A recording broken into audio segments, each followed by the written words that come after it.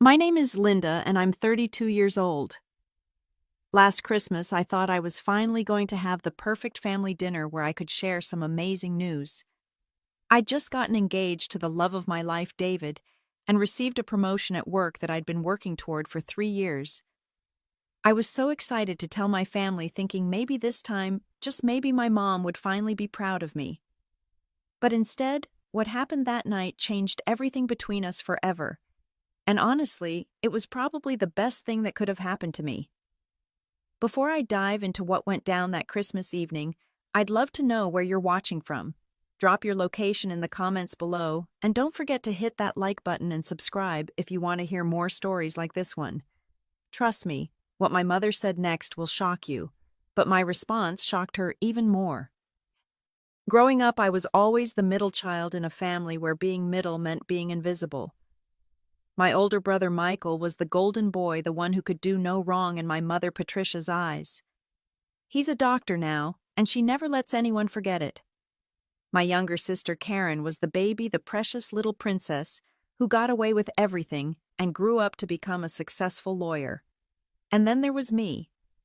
Linda stuck right in the middle, desperately trying to figure out how to earn even a fraction of the attention and love they seemed to get so effortlessly.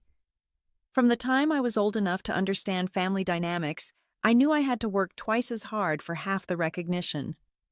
While Michael got praised for bringing home B's, I had to maintain straight A's just to get a nod of acknowledgement. When Karen threw tantrums and broke things, it was cute, and she was just expressing herself. When I so much as raised my voice, I was being disrespectful and needed attitude adjustment. I remember spending countless hours in high school working part-time jobs at the local grocery store and tutoring younger kids, not because we needed the money, but because I thought if I could contribute financially, maybe my parents would see my value. I saved every penny to buy my mom flowers on Mother's Day jewelry for her birthday and thoughtful Christmas gifts that I'd spend weeks picking out. Michael and Karen would grab something last minute from the mall, and somehow their gifts were always the ones that got the biggest smiles and the longest hugs. College was supposed to be my fresh start, my chance to prove myself in a field I was passionate about. I chose marketing because I loved the creativity and strategy behind it, the way you could tell a story that would connect with people and move them to action. But when I told my family about my major, my mother's face fell like I'd just announced I was dropping out entirely. "Marketing," she said, her voice dripping with disappointment. "That's not a real career, Linda. That's just playing with pretty pictures and slogans. Why can't you be more like Michael and choose something that actually helps people? Or like Karen, something that requires real intelligence and makes a difference in the world?" Those words stung more than I let on at the time. But I pushed through, graduated with honors, and landed my first job at a small marketing firm downtown. I worked my way up slowly, taking on extra projects, staying late, coming in early, proving myself over and over again. Every small victory, every client I landed, every campaign that succeeded, I'd call home excited to share the news. The conversations always ended the same way. "That's nice, dear. Did I tell you Michael just got published in another medical journal? Or Karen just won another case? She's really making a name for herself." For years I kept trying. I sent cards for every holiday, called every week, remembered birthdays and anniversaries. I helped my parents move into their new house when I was 26, spending my entire vacation time painting walls and organizing boxes while my siblings were too busy with their important careers to help. I dog-sat their German Shepherd whenever they went out of town, even though I'm allergic and would spend the entire weekend sneezing and taking antihistamines. Last spring, when my dad Robert had to have emergency gallbladder surgery, I was the one who took time off work to drive him to appointments and sit with my mom in the waiting room for 6 hours. Michael was in surgery himself that day, and Karen was in court. But somehow I was the one who got lectured later about how I should have called them both with updates more frequently. The worst part wasn't even the lack of recognition. It was the constant comparison, the way every conversation somehow circled back to how much more successful, more attractive, more accomplished my siblings were. Family dinners became exercises in endurance, sitting there listening to endless praise for achievements that honestly weren't any more impressive than my own, but were treated like Nobel Prize wins because they came from the golden children. But this past fall, things in my life finally started clicking into place. David and I had been dating for 2 years, and he proposed during a weekend trip to the mountains in October. The ring was simple but perfect, and more importantly, he saw me in a way my family never had. He celebrated my wins at work, encouraged my creative projects, and never once made me feel like I had to compete for his attention or approval. Around the same time, my company promoted me to senior marketing coordinator, which came with a significant salary increase and the opportunity to lead my own team. It was everything I'd been working toward, and for the first time in my adult life, I felt genuinely proud of what I'd accomplished. I couldn't wait to share both pieces of news with my family at Christmas, thinking that maybe this time would be different. Christmas morning started the way it always did at my childhood home on Maple Street. The house was decorated exactly the same way it had been for the past 20 years. White lights on the evergreen tree in the living room, red and gold ornaments that my mother had collected over the decades, and the same angel topper that had been in our family since I was 5. The smell of cinnamon rolls and coffee filled the air, and Christmas music played softly from the old stereo system in the corner. I arrived around 10 in the morning, my arms full of carefully wrapped presents and my heart full of nervous excitement. David was spending Christmas with his own family in Portland, but we'd planned to celebrate together when he got back. I'd been carrying my engagement ring in my purse for the past 2 months, wanting to announce it in person rather than over the phone. My dad greeted me at the door with one of his warm bear hugs. Robert has always been the more emotionally available parent, the one who remembered to ask about my job and actually listened to the answers. "There's my marketing genius," he said, taking the presents from my arms. "How's the new position treating you?" I lit up. "Actually, Dad, I have some really exciting news to share with everyone." "Oh yeah, can't wait to hear it, sweetheart." My mom appeared in the doorway wearing the red cashmere sweater I'd bought her for her birthday last year. She looked me up and down with that expression I knew so well, the one that somehow managed to find fault before I'd even said hello. "Linda, what on earth are you wearing? That green dress makes you look washed out. Didn't I tell you that color doesn't work with your complexion, and your hair looks like you just rolled out of bed?" "Merry Christmas to you too, Mom," I said, forcing a smile. "I actually spent an hour on my hair this morning." "Well, you should have spent 2, she replied, turning back toward the kitchen.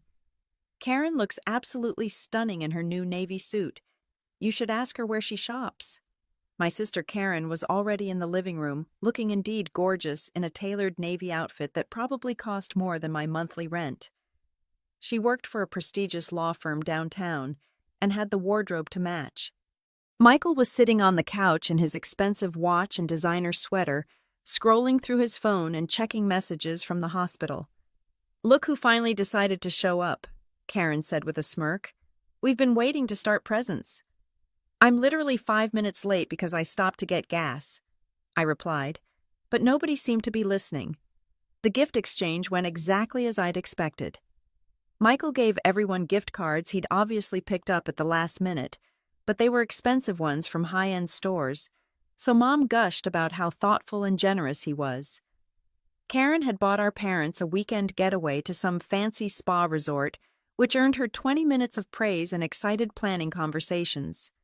I'd spent weeks picking out personalized gifts for everyone, a vintage medical textbook I'd found for Michael related to his specialty, a beautiful leather briefcase for Karen with her initials engraved, and a custom photo album for my parents, filled with family pictures from the past decade that I'd digitized and printed myself. "Oh, how nice," my mother said, flipping through the photo album quickly. "This must have taken you some time." "I spent about 40 hours on it," I said. "I had to scan all the old photos and restore some of the damaged ones, then design the layouts and—" "That's sweet, dear. Michael, show everyone that new watch your colleague gave you." And just like that, the conversation moved on. My dad squeezed my shoulder and whispered, "This is beautiful, Linda. Thank you." But the moment had already passed. As the morning turned into afternoon, more family members arrived: my Aunt Susan and Uncle Frank, my cousins Janet and Robert Jr., and my grandmother Eleanor. The house filled with laughter and conversation, and I found myself gravitating toward the kitchen, helping my mother with dinner preparations like I always did. "The turkey needs to come out in 20 minutes, she instructed, not looking up from the potatoes she was mashing. "And someone needs to set the table. Where's Karen?" "She's in the living room talking to Grandma Eleanor." "Well, she shouldn't have to worry about kitchen work. She works so hard during the week." I bit my tongue. I worked just as hard during the week, but somehow that never seemed to factor into these calculations. As dinner time approached, I felt my nerves building. I'd planned to make my announcement during dessert, when everyone would be relaxed and in a good mood. I kept touching the ring box in my purse, reminding myself that this was good news, happy news, the kind of news that should bring families together. But as I watched my mother light up every time Michael mentioned his latest case, or Karen talked about her recent court victory, I started to wonder if I was setting myself up for disappointment once again. Dinner was served at 3 o'clock sharp, just like every Christmas for as long as I could remember. The dining room table was set with my mother's finest china, the same pattern she'd been using for special occasions since I was a child.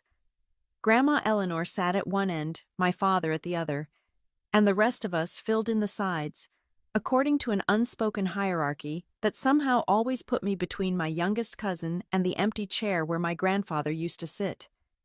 The conversation flowed easily around topics I'd heard 100 times before: Michael's new medical practice that was expanding faster than he'd anticipated, Karen's recent promotion to junior partner at her law firm, my cousin Janet's wedding planning for next summer. I participated when spoken to, laughed at my Uncle Frank's bad jokes, and complimented my Aunt Susan's new haircut, all while waiting for the right moment to share my own news. "So, Linda," my grandmother said during a lull in conversation, "are you still working at that little advertising company downtown?" "Marketing company, Grandma, and yes, I am. Actually, I have some exciting news about that." Before I could continue, my mother jumped in.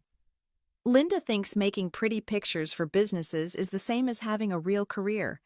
I keep telling her she should go back to school for something more substantial like nursing or teaching." "Marketing is a real career, Mom," I said, trying to keep my voice even. "It's actually a field that requires a lot of strategy and analysis. I just got promoted to senior coordinator, which means I'll be leading my own team and—" "Oh, that's wonderful, honey," my Aunt Susan said kindly. "Congratulations." "Thank you. And actually, I have even bigger news than that."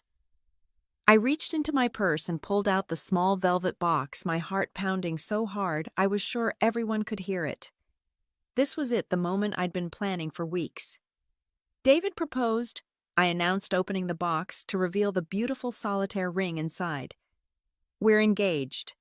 The reaction wasn't quite what I'd hoped for. There was a moment of silence, then polite congratulations from most of the table. My father's face broke into a genuine smile, and my grandmother reached over to squeeze my hand. But my mother's expression remained unchanged, almost bored. "When did this happen?" Karen asked. "In October. We went to the mountains for a weekend, and he proposed during a hike to this beautiful overlook. It was perfect." "October," my mother said, her voice sharp. "You've been engaged for 2 months and you're just telling us now. I wanted to tell you in person as a family." "Well, that's just typical of you, Linda. Always so secretive, always keeping things to yourself. No wonder we never know what's going on in your life." I felt the familiar sting of criticism disguised as concern. "I'm not secretive, Mom. I call every week. I just wanted this to be special." "What does David do again?" Michael asked, though I'd told him at least 3 times in previous conversations. "He's a high school English teacher." "A teacher," my mother repeated the word, dripping with disappointment. "Well, I suppose that's stable employment at least." The way she said it made it clear what she was thinking: not impressive enough, not successful enough, not good enough for her daughter. Never mind that David was kind, intelligent, funny, and treated me like I was the most important person in his world. "He's a wonderful man," my grandmother said firmly. "When do we get to meet him properly?" "Soon, I hope." He's with his family in Portland for Christmas, but we're planning to have dinner with everyone next month. I hope he knows what he's getting into, Karen said with a laugh that didn't quite reach her eyes. Linda's always been the difficult one in the family. I'm not difficult, I protested, but my mother was already nodding in agreement. Linda has always been challenging, she said as if I weren't sitting right there.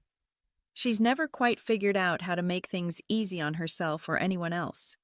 The words hit me like a physical blow, but I tried to shake them off. This was supposed to be a celebration, a happy moment. I couldn't let them ruin it. Well, I think it's wonderful news, my father said, raising his glass of wine.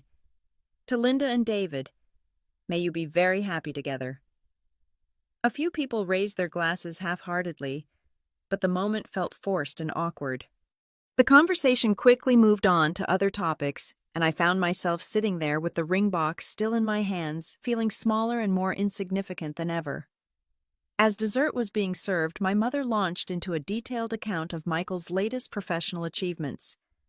He'd been featured in a medical journal, invited to speak at a conference in Chicago, and was being considered for a position at the university hospital. Each accomplishment was described in glowing detail, with my mother's pride practically radiating across the table. And Karen, she continued without missing a beat, just won the biggest case of her career. The settlement was in the six figures, and the senior partners are talking about fast-tracking her to full partner. That's amazing, I said, genuinely meaning it. Congratulations, Karen. Thanks, she said, but her attention was already back on her phone. I sat there listening to the praise being heaped on my siblings, waiting for someone to circle back to my engagement or promotion, but it never happened. It was as if I'd never spoken, as if my news didn't matter enough to warrant more than a few seconds of attention. That's when my mother looked directly at me and said the words that would change everything between us forever. You know, Linda, I've been thinking about this engagement of yours, and I have to be honest. I'm worried about David. I mean, what kind of man proposes to you? The table went quiet. Even my cousins looked up from their phones. What do you mean? I asked, though I was afraid I already knew. Well, let's be realistic here. You're 32. You work in a job that barely pays the bills, you live in that tiny apartment, and you've never really accomplished anything significant. You're the most useless child we have. I just hope David realizes what he's signing up for before it's too late. The silence that followed was deafening. I could feel every pair of eyes at the table staring at me, waiting to see how I would react. My Aunt Susan looked horrified. My father was shaking his head in disbelief. Even Michael and Karen seemed shocked by the cruelty of the comment. But for the first time in my life, instead of shrinking back and taking it, instead of making excuses or trying to laugh it off, I felt something different rising up inside me. It was anger, yes, but more than that. It was clarity. It was 32 years of suppressed frustration and hurt finally finding its voice. I stood up slowly, my hands trembling with emotion, and looked my mother directly in the eyes. Then stop calling me when you need money, I said, my voice steady and clear, and her face fell. The silence that followed my words was so complete that I could hear the grandfather clock ticking in the hallway and the distant sound of Christmas music still playing in the living room.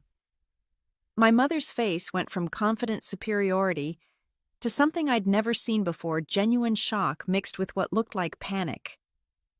"What are you talking about?" she asked, but her voice had lost all its earlier authority. "I'm talking about the $1,500 I've been sending you every month for the past 2 years to cover your car payments because Dad's business was struggling. I'm talking about the $3,000 I gave you last spring when he needed surgery and your insurance wouldn't cover all the costs. I'm talking about the $2,000 I sent to help pay for Karen's bar exam fees because she'd already spent her trust fund on that trip to Europe." I reached into my purse and pulled out my phone, opening my banking app with fingers that were surprisingly steady despite the adrenaline coursing through my veins. "Want to see the receipts?" I continued, holding up the screen. "Because I have them all right here. Every transfer, every check, Every emergency loan that somehow never got paid back. My Aunt Susan was staring at me with her mouth slightly open. My Uncle Frank had put down his fork and was listening intently. My grandmother was nodding slowly as if pieces of a puzzle were finally clicking into place. "Linda," my father started, but I wasn't finished.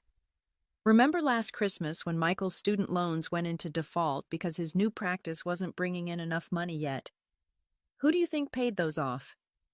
It wasn't Mom and Dad because they were still recovering from Dad's medical bills. It was me. $4,000 that I'd been saving for a down payment on a house." Michael's face had gone pale. "Linda, I didn't know." "Of course you didn't know because Mom made me promise not to tell anyone. She said it would embarrass you and that I should just consider it my contribution to the family." My contribution. As if I haven't been contributing my entire adult life. I turned back to my mother, who was opening and closing her mouth like she was trying to find words that wouldn't come. "You want to know what kind of man proposes to someone like me? The kind who sees that I've been single-handedly keeping this family financially afloat while working my supposedly meaningless job and living in my supposedly pathetic apartment. The kind who recognizes that maybe, just maybe, I've been sacrificing my own financial security and dreams to take care of everyone else." "I never asked you to," my mother began weakly. "You absolutely did ask. You called me crying about the car payments. You called me panicking about Dad's surgery. You called me begging for help with Karen's fees. And every single time I helped because that's what families do. But apparently, that's what the useless child does, while the successful ones get all the credit and none of the responsibility." Karen finally spoke up, her voice small. "I didn't know you paid for my bar exam. Because I wasn't supposed to tell you. Just like I wasn't supposed to tell anyone about the money I've been lending Mom and Dad, or the payment I made on Michael's loans, or the countless other times I've bailed this family out of financial trouble." I opened my banking app and started reading actual numbers and dates. September 15th, 2022, $1,500 to Patricia Walsh for car payment. October 3rd, $1,500 to Patricia Walsh for car payment. November 7th, $2,000 to Robert Walsh for medical expenses. December 19th, $1,500 to Patricia Walsh for car payment. My father was staring at my mother with an expression I'd never seen before. "Patricia, is this true?" "It's not what it sounds like," she said quickly. "Linda was just helping out temporarily while we got back on our feet." "Temporarily?" I laughed, but there was no humor in it. "It's been 2 years, Mom. 2 years of monthly payments. 2 years of me prioritizing your financial stability over my own. 2 years of me living paycheck to paycheck while you drove around in a car I was paying for, complaining about how unsuccessful your useless daughter is." My grandmother reached across the table and grabbed my hand. "Honey, why didn't you tell any of us about this? Because I thought if I could just help enough, if I could just prove my value to this family in some way, maybe I'd finally earn the love and respect that Michael and Karen seem to get for free. I thought if I could be useful, even if it was just financially, maybe Mom would stop looking at me like I was a disappointment." The tears I'd been holding back for years were finally coming, but they weren't tears of sadness anymore. They were tears of release, of finally speaking a truth I'd been carrying alone for so long. "You want to know what David sees in me?" I continued, my voice growing stronger. "He sees someone who's been working 2 jobs to support her family while they belittle her career.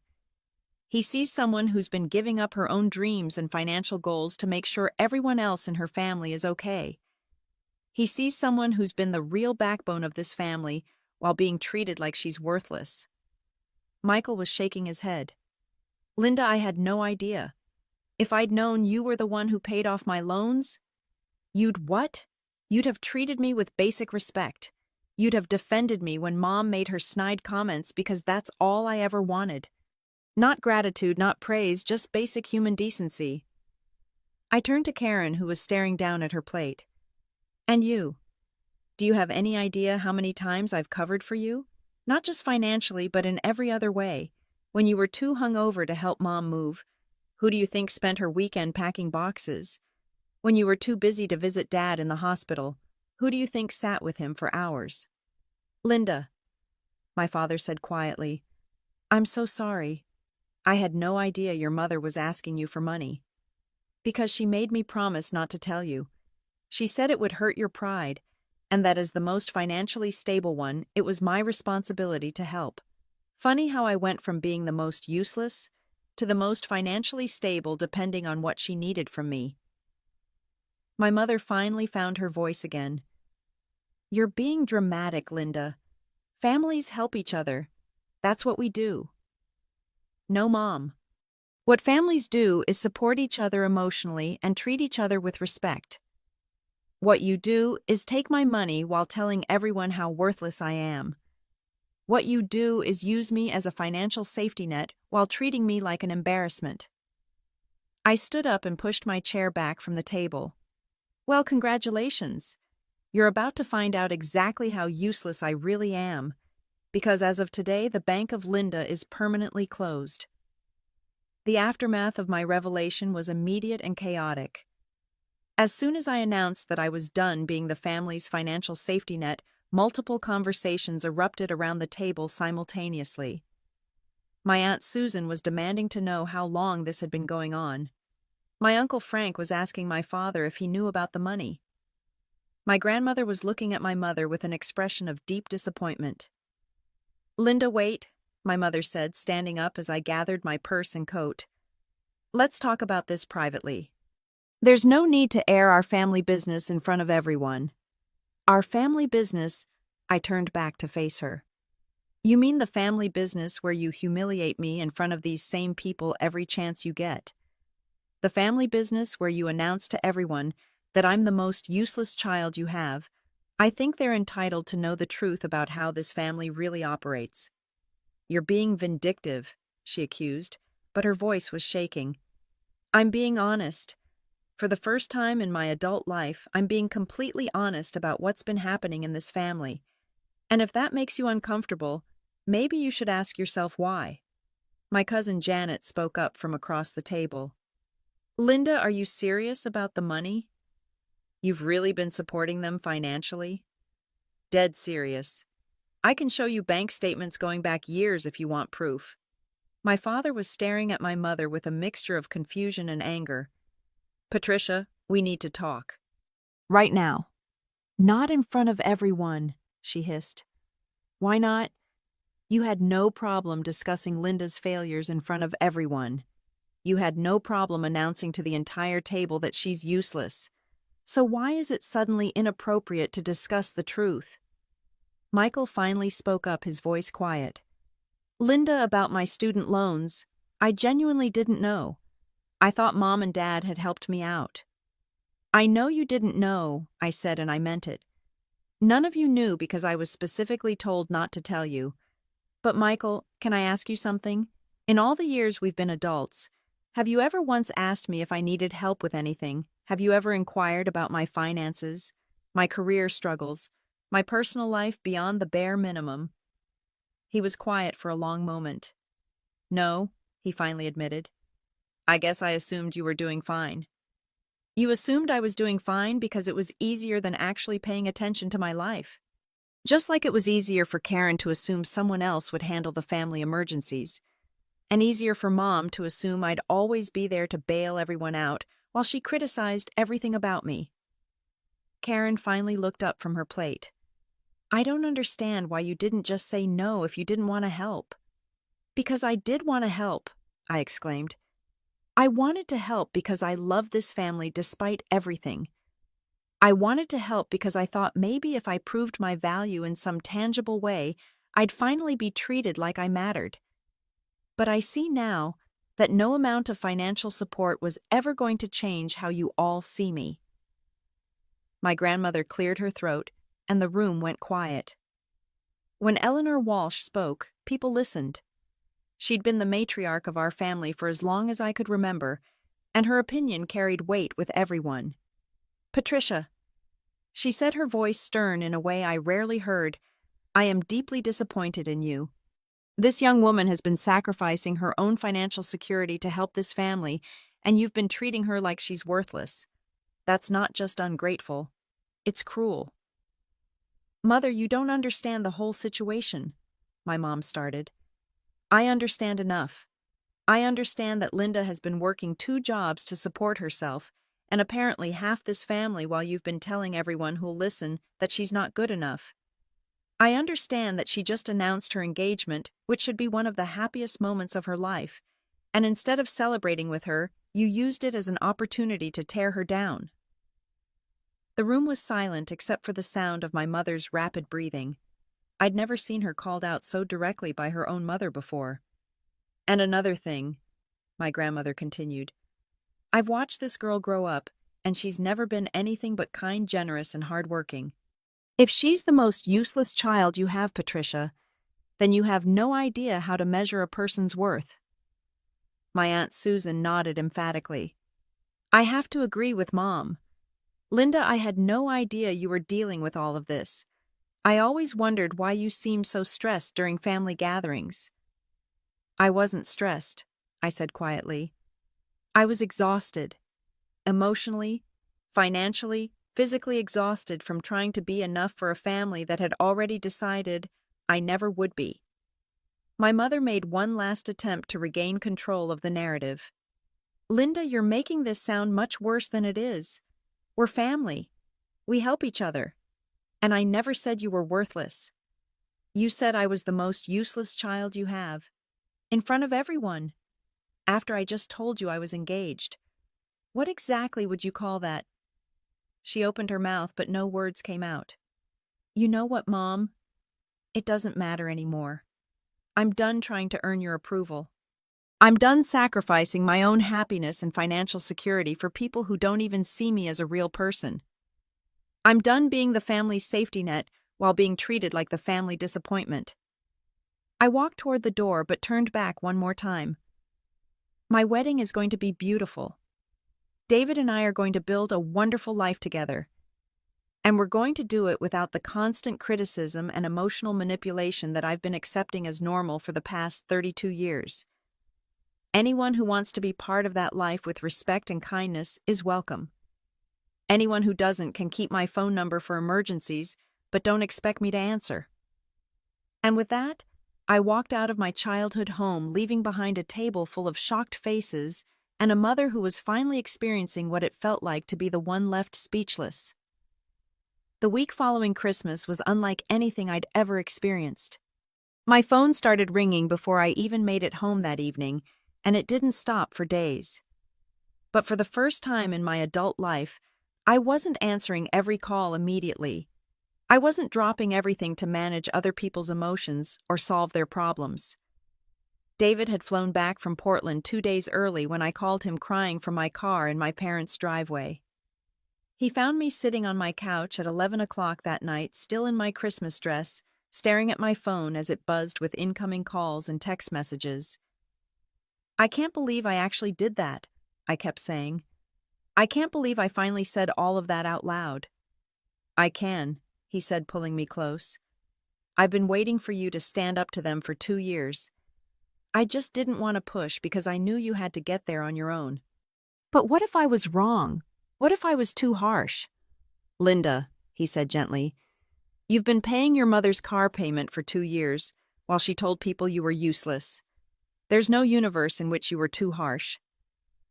The messages started pouring in that night and continued for days. My father called first, his voice heavy with what sounded like genuine regret.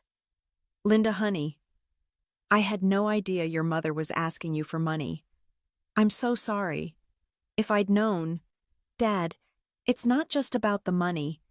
It's about the way she's treated me my entire life. The money was just the final straw. I know, sweetheart. I've been thinking a lot about that since you left, and you're right. I should have stood up for you more over the years. I should have said something when she made those comments. It was the first real apology I'd ever received from anyone in my family, and it meant more than I could express. Michael called the next day. Linda, I feel terrible about the loan situation. I want to pay you back. It's not about paying me back, Michael. It's about the fact that for all these years you've been perfectly happy to assume that someone else would handle family problems while you focused on your career. You never once asked if I needed help or support. You're right, he said quietly. I guess I always saw you as the strong one, the one who had everything figured out. I was the one who couldn't say no. There's a difference. Karen took 3 days to call, and when she did, she was defensive. I don't understand why you're being so dramatic about this, Linda. Families help each other out. It's not like anyone forced you to give us money. Karen, do you remember what you said to me at dinner? You said I was the difficult one in the family. Do you have any idea how that felt coming right after Mom called me useless? I was just joking around. It wasn't a joke to me. It never is. Do you realize that between you and Michael, I can't remember the last time either of you said something genuinely kind about me? The last time you supported me or celebrated something good happening in my life? She was quiet for a long moment. I guess I never thought about it that way. That's the problem. None of you think about it. You take my support for granted while treating me like I'm the burden. My mother predictably was the most persistent. She called 6 times on December 26th alone, leaving increasingly frantic voicemails. Linda, this is ridiculous. Call me back so we can discuss this like adults. Linda, you're being incredibly selfish. Your father is upset, and this is affecting the whole family. Linda, I don't know what's gotten into you, but this attitude needs to stop. We're your family. On December 28th, she tried a different approach. Linda, honey, I think I may have spoken too harshly at dinner. Maybe we can work something out about the money situation. But it wasn't until December 30th that she finally called and said the words I'd been waiting 32 years to hear. Linda, I was wrong. I'm sorry. I almost didn't answer the phone. I'd been screening her calls for days, and David had been encouraging me to take my time before engaging. But something about the 10th ring made me pick up. Hello, Mom. Linda, thank God. Please don't hang up. I need to talk to you. I'm listening. Your father and I have been talking and I think I owe you an apology. A real one. I waited. What I said at dinner was unforgivable. You're not useless. You're the opposite of useless. God, Linda, you've been holding this family together and I've been treating you terribly. It was the closest thing to a genuine apology I'd ever received from her, but I wasn't ready to let my guard down completely. Mom, it's not just what you said at dinner. It's been a pattern my entire life. The constant criticism, the comparisons to Michael and Karen, the way you dismiss my career and my accomplishments. I know, she said, and her voice was shaking. I know, and I don't have a good excuse for it. I think maybe I saw myself in you, and I was harder on you because of it. What do you mean? I was the middle child too. I know what it's like to feel invisible. And instead of protecting you from that feeling, I think I made it worse. I think I pushed you harder because I wanted you to be stronger than I was. It wasn't a complete explanation, and it certainly wasn't an excuse, but it was the first time my mother had ever shown me any real vulnerability or self-awareness. The money stops, Mom. All of it. No more car payments, no more emergency loans, no more bailing anyone out. I understand. You're right to stop. We never should have put that burden on you. And the criticism stops too. I'm not going to tolerate being belittled anymore, especially in front of other people. Okay, I'll try to do better. Don't try, Mom. Do better. Because if you can't, then David and I will build our life without this family's involvement. It was an ultimatum, but it felt necessary. For the first time in my life, I was setting real boundaries with consequences I was prepared to enforce. 3 months later, my life looked completely different. The constant financial stress was gone, replaced by something I'd never experienced before: actual savings. For the first time since college, I had money left over at the end of each month. David and I opened a joint savings account and started planning not just our wedding but our future together. The emotional change was even more dramatic. Without the constant weight of family drama and financial obligations, I felt lighter, more confident, more like myself. My performance at work improved noticeably once I wasn't distracted by family emergencies and guilt-inducing phone calls. My boss noticed the change and hinted at additional promotion opportunities coming up. "You seem different lately," she said during my quarterly review. "More focused, more assertive in meetings. Whatever you're doing, keep it up." I was doing something I'd never done before, prioritizing my own well-being. The family dynamics shifted dramatically once the financial safety net was removed. My father, it turned out, had been completely unaware of the extent to which my mother had been borrowing money from me. When he discovered the full scope of it, he was furious. "2 years, Patricia. You've been taking money from our daughter for 2 years without telling me." They ended up going to financial counseling together, something that probably should have happened years earlier. My father took a part-time consulting job to supplement their income, and my mother finally admitted they'd been living beyond their means. Michael and Karen, meanwhile, were forced to confront their own assumptions about family support. Michael called me 6 weeks after Christmas with an update that surprised me. "I've been thinking a lot about what you said," he told me. "About how I never asked if you needed help.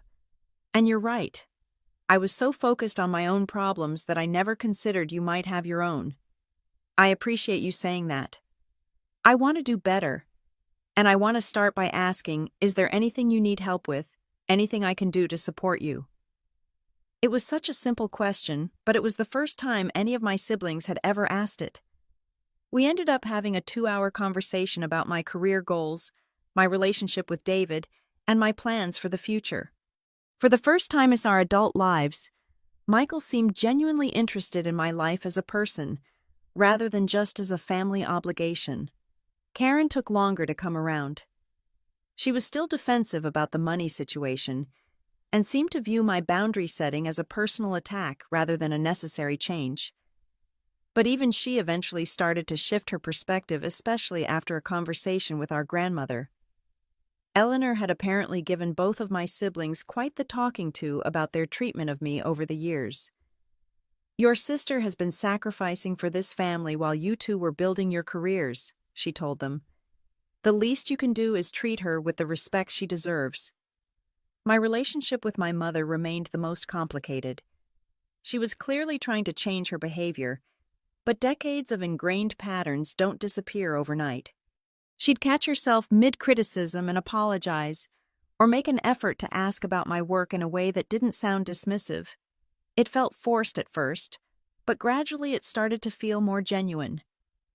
The real test came when David and I started planning our wedding. I'd been dreading the inevitable commentary and attempts to control the process, but to my surprise, my mother mostly kept her opinions to herself. When she did offer suggestions, she prefaced them with things like, "just an idea," or "only if you think it would work." "I like the photographer you chose," she said during one of our planning sessions. "The samples you showed me are beautiful." It was such a normal, supportive comment that I almost didn't know how to respond. This was what healthy family interaction was supposed to look like. My father, on the other hand, threw himself into wedding planning with enthusiasm I hadn't expected.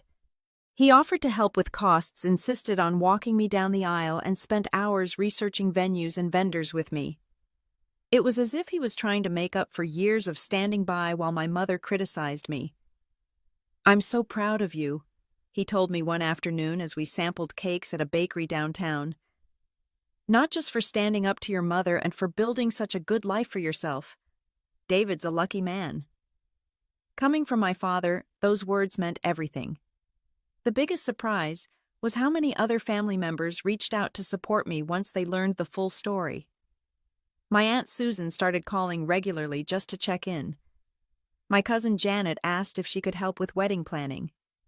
Even some of my more distant relatives made efforts to connect with me in ways they never had before. "I always sensed there was tension," my Aunt Susan explained, "but I never realized how bad it was. Your mother has always been intense. But I didn't know she was being so unfair to you. It turned out that several family members had noticed the dynamic over the years, but hadn't felt comfortable intervening.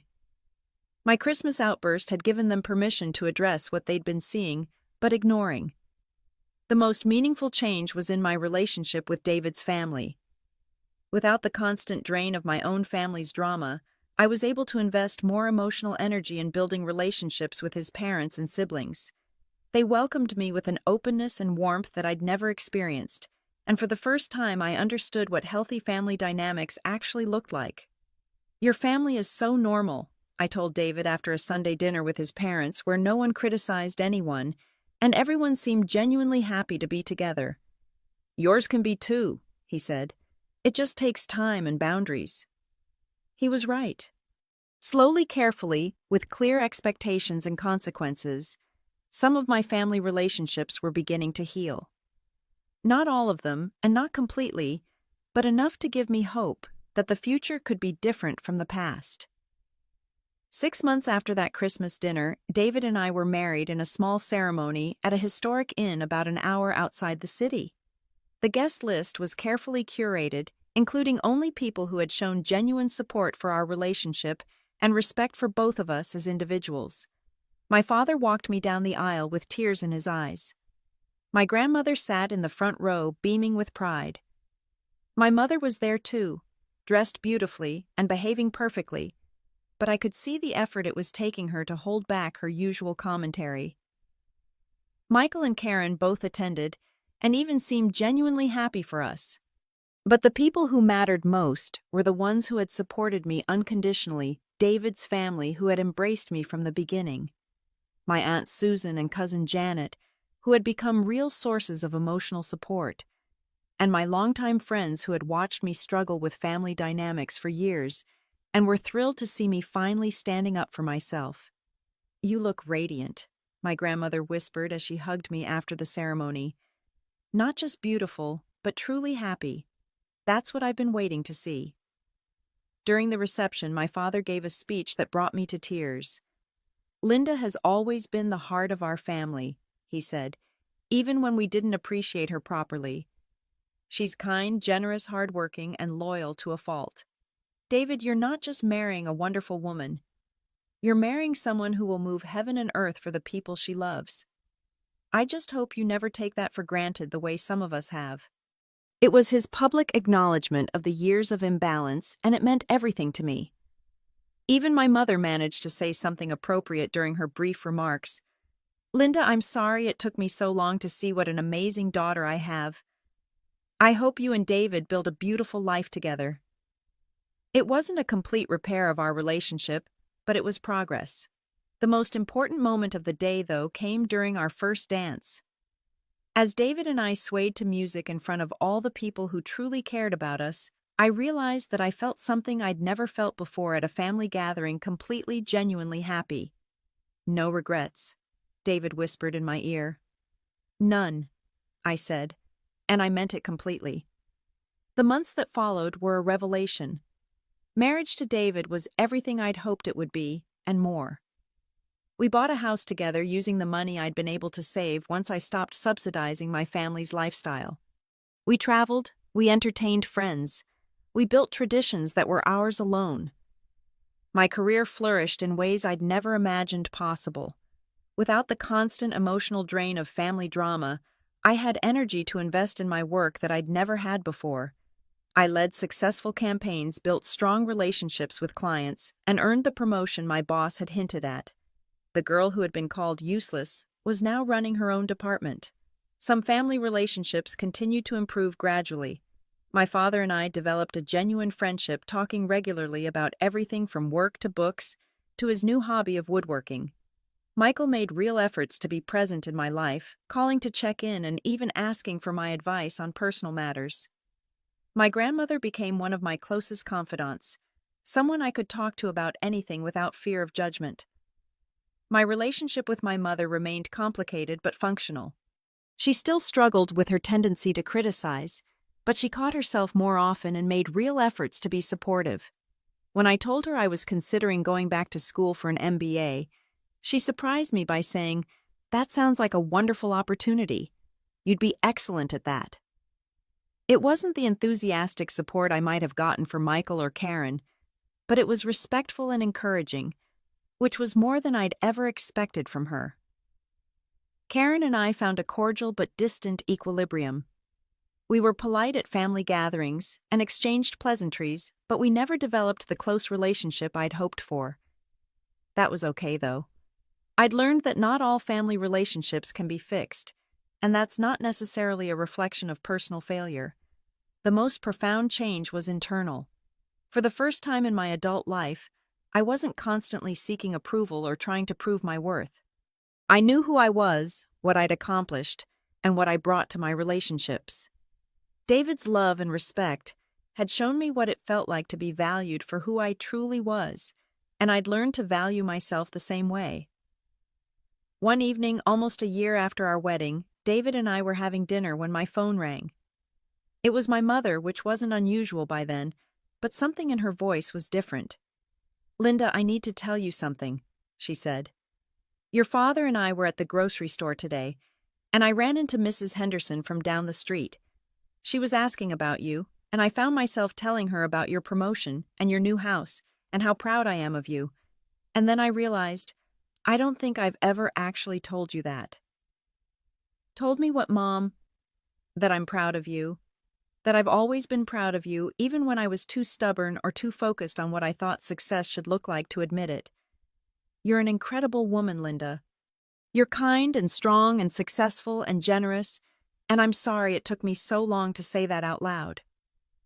It was the conversation I'd been waiting for my entire life, and it came at a time when I no longer needed it to feel complete. But that made it even more meaningful because it felt genuine rather than desperate. "Thank you, Mom," I said. "That means a lot. I love you, sweetheart. I should have been saying that more often, too. I love you, too." After I hung up, David looked at me with a smile. "How does it feel?" "Good," I said, and I was surprised to realize I meant it. "It feels really good. But also, I think I would have been okay either way." And that was the real victory. Not that my family had finally learned to treat me with respect, though that was wonderful. The real victory was that I'd learned to respect myself enough to demand better treatment and to build a life that didn't depend on their approval for my happiness. I'd learned that sometimes the most loving thing you can do for yourself and for others is to stop accepting unacceptable behavior. I'd learned that financial independence and emotional independence go hand in hand.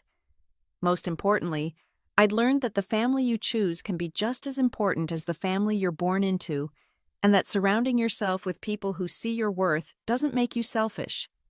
It makes you whole. The little girl who had spent her childhood trying to earn love had grown into a woman who knew she was worthy of love just as she was. And that made all the difference in the world. Have you ever had to set difficult boundaries with family members who took your support for granted? I'd love to hear your stories in the comments below. And if this story resonated with you, please give it a like and subscribe for more real-life stories about standing up for yourself and finding your worth. Share this with anyone who might need to hear that they deserve to be treated with respect, regardless of family dynamics. Remember, you teach people how to treat you, and sometimes the most loving thing you can do is stop accepting less than you deserve. Thank you for listening to my story, and I hope it helps someone else find the courage to speak their truth. Wishing you all the strength to know your worth and the courage to demand the respect you deserve.